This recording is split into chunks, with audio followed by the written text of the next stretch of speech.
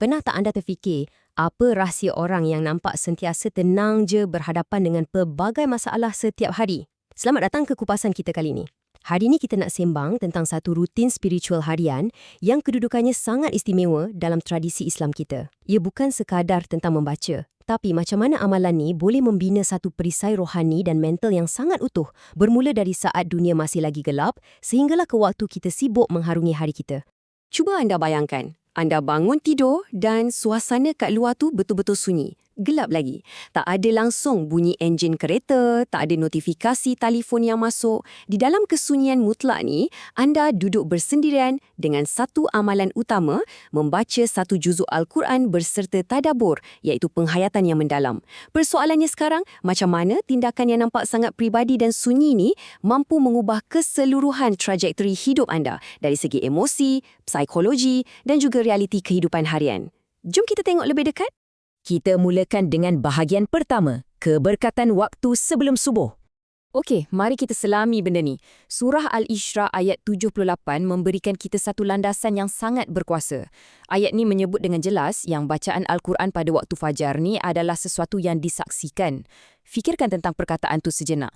Anda sebenarnya bukan sekadar membaca secara bersendirian kat dalam bilik anda tu, tapi tindakan anda tu mempunyai penonton kosmik. Ia disaksikan secara langsung oleh entiti-entiti ilahi. Luar biasa kan? Untuk menjelaskan apa sebenarnya yang dimaksudkan dengan disaksikan ni, kita tengok apa yang ditulis oleh Imam Ibn Kathir dalam tafsir beliau. Beliau mencatatkan bahawa waktu fajar ni ibarat waktu pertukaran shift antara malaikat penjaga malam dan malaikat penjaga siang. Maksudnya, ketika anda sedang asyik membaca kalam Allah tu, kedua-dua kumpulan malaikat ni berada kat situ menyaksikan bacaan anda. Kesannya memang tak ternilai. Bacaan dan doa anda tu diangkat terus ke langit bersama-sama pertukaran shift ini. Seolah-olah anda dibalut dengan rahmat dan perlindungan Allah untuk keseluruhan hari tersebut. Dan kalau kita lihat dari sudut psikologi dan penyucian jiwa pula, Imam Al-Nawawi dalam kitabnya At-Tibyan ada menggariskan kenapa waktu ni sangat perfect. Pada sepertiga malam terakhir, hati kita berada pada tahap yang paling optimum sebab ia betul-betul bebas dari tekanan. Minda anda belum lagi serabut fikir pasal email kerja, nak bayar bil atau menghadap jam. Lagi satu, sebab tak ada siapa pun yang nampak anda bangun masa tu. Amalan ni memang selamat sepenuhnya dari penyakit riak atau rasa nak menunjuk-nunjuk. Ruang yang sangat tulen inilah yang membolehkan tadabbur meresap terus ke dasar jiwa anda tanpa ada sebarang halangan. Seterusnya, kita masuk ke bahagian kedua, kuasa tadabbur menyembuhkan hati. Okey, ada satu perbezaan yang sangat penting kat sini yang kita kena faham. Membaca Al-Quran tanpa faham maksudnya, yes, sudah tentu ia tetap membawa pahala. Tapi, bila kita membaca dengan tadabbur, yakni kita merenung, kita cuba faham dan menghayati makna di sebalik ayat-ayat tu, impaknya memang jauh berbeza. Tadabbur ni sebenarnya mengubah lensa psikologi anda. Ia merombak balik cara anda berfikir, cara memproses maklumat dan yang paling penting, macam mana anda bertindak balas terhadap apa jua cabaran dunia pada hari itu.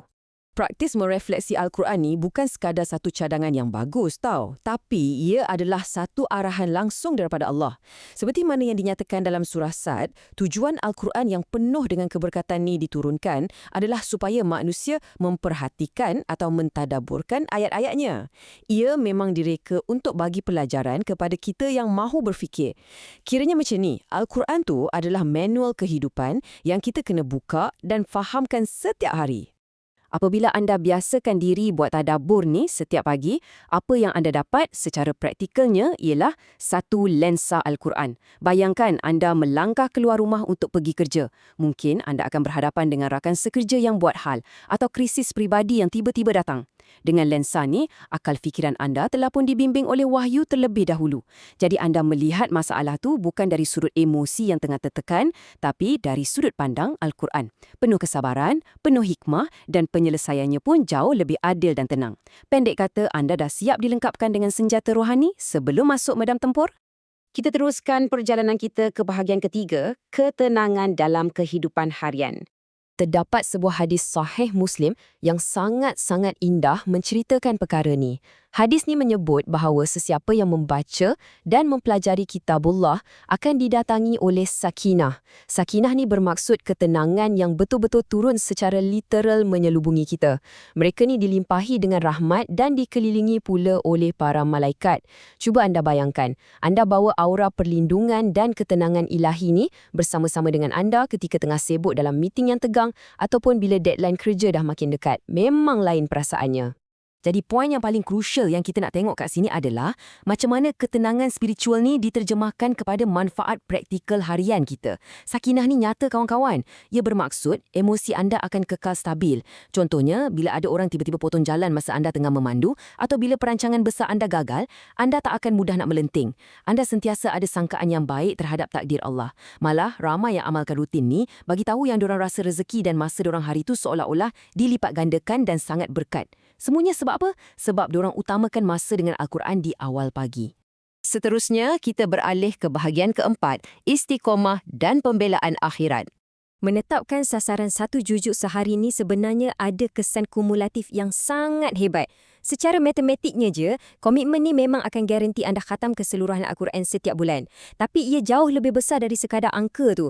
Ia sebenarnya membina tahap disiplin diri dan pertahanan psikologi yang paling tinggi. Fikirkan macam ni, kalau anda boleh berdisiplin untuk bangun dalam keadaan gelap, baca dan fahamkan 1 juzuk setiap hari tanpa miss, secara asasnya anda telah pun melatih minda dan tubuh anda untuk menakluki apa sahaja kesukaran kat dunia ni. Dan dari sudut kerohanian, bacaan yang konsisten ni adalah jaminan pembelaan mutlak untuk anda. Berdasarkan riwayat Muslim, Al-Quran itu sendiri akan datang pada hari kiamat, hari di mana manusia paling mendambakan pertolongan sebagai pemberi syafaat. Ia akan jadi peguam bela khas untuk mereka yang selalu membacanya. Ayat-ayat yang anda renungkan senyap-senyap di bumi ni, itulah yang akan bersuara membela anda di akhirat kelak. Masya Allah. Tapi ingat, kunci kepada semua hasil yang luar biasa ni adalah konsistensi atau kita panggil istiqamah. Ia bukan tentang anda pulun buat ibadah berjam-jam untuk 1 hari, lepas tu terus berhenti selama sebulan. Tak, hadis riwayat Al-Bukhari dan Muslim selalu mengingatkan kita yang amalan yang paling dicintai oleh Allah ialah dedikasi harian yang kita buat secara berterusan walaupun sedikit. Itulah yang membentuk karakter diri kita. Itulah yang mendatangkan transformasi yang sebenar-benarnya. Akhir sekali, kita masuk ke bahagian kelima, transformasi diri secara menyeluruh. Bila kita gabungkan kesemua elemen ni, waktu berkat sebelum subuh, bacaan 1 juzuk, pemahaman melalui tadabbur dan konsistensi, kita akan nampak 3 hasil yang sangat padu. Pertama, hati yang kebal. Anda kebal terhadap kerisauan melampau duniawi ni. Kedua, keberkatan masa. Entah macam mana, urusan harian anda akan terasa lebih mudah dan sangat lancar. Dan yang ketiga, akhlak terjaga. Ayat-ayat Al-Quran yang anda baca pagi tu bertindak macam satu self-reminder atau penasihat dalaman yang akan tapis dan kawal setiap langkah serta keputusan anda sepanjang hari. Hebat kan? Jadi, bila kita fikirkan balik tentang betapa besarnya pulangan dan pelaburan spiritual ni, persoalan yang tinggal sekarang ni hanyalah satu je. Apabila alam semesta masih gelap esok pagi dan malaikat-malaikat sedang mula bertukar shift, adakah anda bersedia nak sahut seruan ni? Adakah anda bersedia untuk offkan dunia luar tu buat seketika dan biarkan cahaya Al-Quran tu masuk mengubah hari anda dan akhirnya mengubah keseluruhan hidup anda? Fikir-fikirkanlah. Terima kasih banyak-banyak sebab luangkan masa bersama saya hari ini dalam kupasan ni dan semoga kita semua diberikan kekuatan yang berterusan untuk memulakan rutin yang hebat ni esok pagi. Jumpa lagi.